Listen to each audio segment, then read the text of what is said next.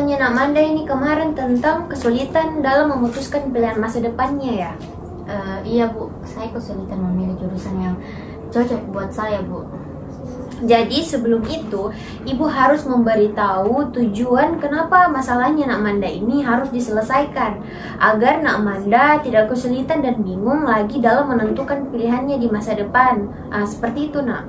Iya Bu, saya benar-benar kesulitan dalam memutuskan pilihan saya, dan di sini saya sangat membutuhkan bantuan dari Ibu. Nah, langkah-langkah yang harus Nak Manda lakukan itu, yang pertama, Nak Manda bisa melakukan self-assessment atau evaluasi diri.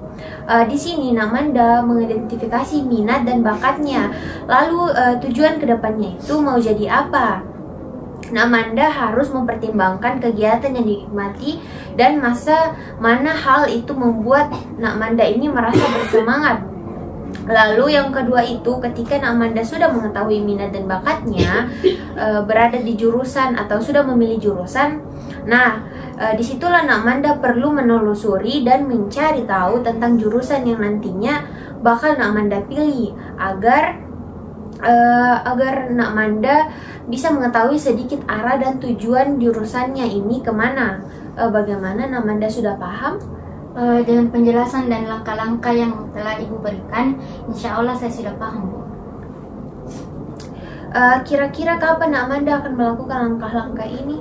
Insya Allah secepatnya Bu, agar masalahnya juga cepat terselesaikan. Jadi Nak Manda silahkan lakukan langkah-langkah yang sudah Ibu jelaskan. Kita insya Allah akan bertemu di sesi selanjutnya dengan jadwal seperti biasanya. Nanti pertemuan selanjutnya Ibu akan mengecek dan mengevaluasi langkah-langkah yang sudah Nak Manda lakukan untuk mengatasi masalah ini. Iya Bu, baik.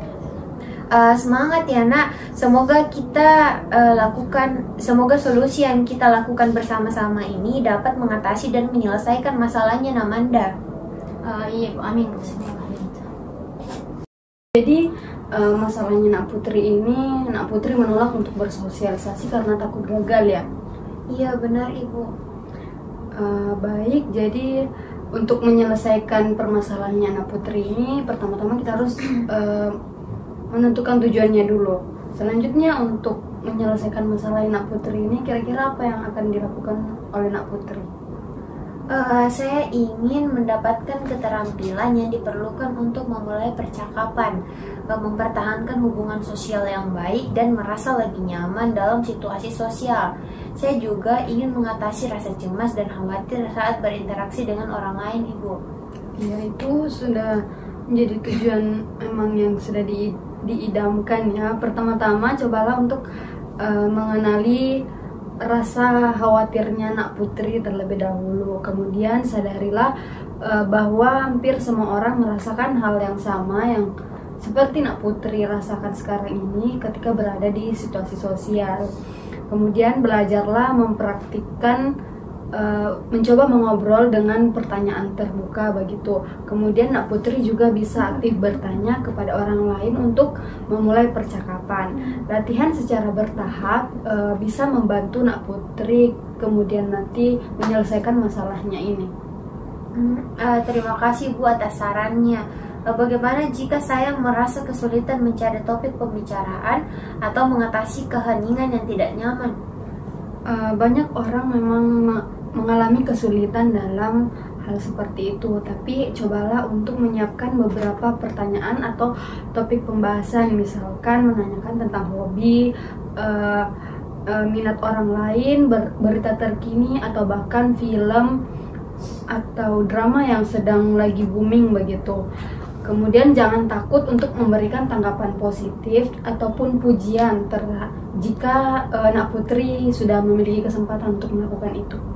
Iya baik Bu. Kira-kira kapan Nak Putri bisa mencoba untuk melakukan bersosialisasi dan berinteraksi dengan orang-orang? Supaya masalahnya cepat terselesaikan Bu, mungkin saya akan memulai secepatnya untuk mencoba bersosialisasi dengan orang-orang. Oh iya, jadi Nak percayalah sama dirinya Nak Putri, pasti nanti Nak Putri akan selesai dari masalahnya ini. Baik Bu, terima kasih. Jadi masalah Nak Caca itu sering diolok-olok oleh teman sekelasnya. Iya betul Ibu. Kalau begitu, untuk menyelesaikan permasalahan ini, alangkah baiknya kita tetapkan dulu tujuannya. Kenapa masalah ini harus diselesaikan, kemudian siapa yang terlibat dalam penyelesaian masalah ini. Nah, siapa saja yang terlibat dalam masalah ini, Nak Caca? Saya dengan teman saya, Bu. Betul sekali, Nak Caca. Tapi kira-kira apa yang mau Nak Caca lakukan dalam permasalahan ini? Saya mau agar teman saya itu tidak mengolok-olok saya lagi dan juga tidak melakukan tindakan fisik kepada saya. Nah betul, tapi penting untuk diperhatikan di sini adalah bagaimana Nak Caca ini tidak diolok-olok lagi dan dikomentari kata-kata menyakitkan lagi oleh teman-temannya. Nah, Nak Caca bisa melaporkan permasalahan ini kepada pihak sekolah. Mereka memiliki kewajiban untuk melindungi siswa-siswanya dari perilaku tersebut. Tapi Bu, saya takut kalau misalkan nanti saya laporkan, nanti kondisinya akan menjadi semakin buruk. Yang perlu Nak Caca lakukan dulu itu yaitu hilangkan rasa takutnya. Kemudian yang kedua itu coba bicarakan hal ini kepada orang terdekat Nak Caca. Tapi Bu, saya nggak bisa melakukan soalnya saya nggak punya teman atau orang yang bisa saya andalkan untuk berbagi cerita. Jika Nak Caca tidak memiliki seseorang untuk diandalkan, baiknya Nak Caca melaporkan permasalahan ini kepada pihak sekolah agar pihak sekolah dapat mengambil tindakan yang sesuai untuk mengatasi masalah ini. Kira-kira kapan Nak Caca bisa melaporkan hal ini? Kalau bisa ya secepatnya Bu, agar masalah saya ini lebih cepat terselesaikan Bu. Jadi Nak Caca silakan melaporkan permasalahan ini kepada pihak sekolah. Sementara itu, Ibu juga bisa mencari strategi lain untuk membuat Nak Caca menghadapi situasi ini dengan baik. Baik Bu, terima kasih Bu.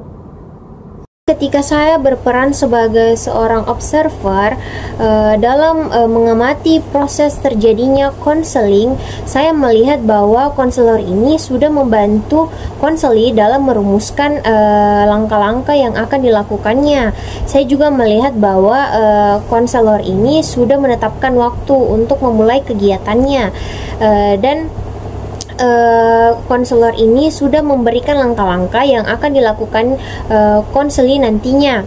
Tetapi yang saya rasakan bahwa konselor ini belum memberikan penguatan positif terhadap konseli untuk rencana kegiatannya.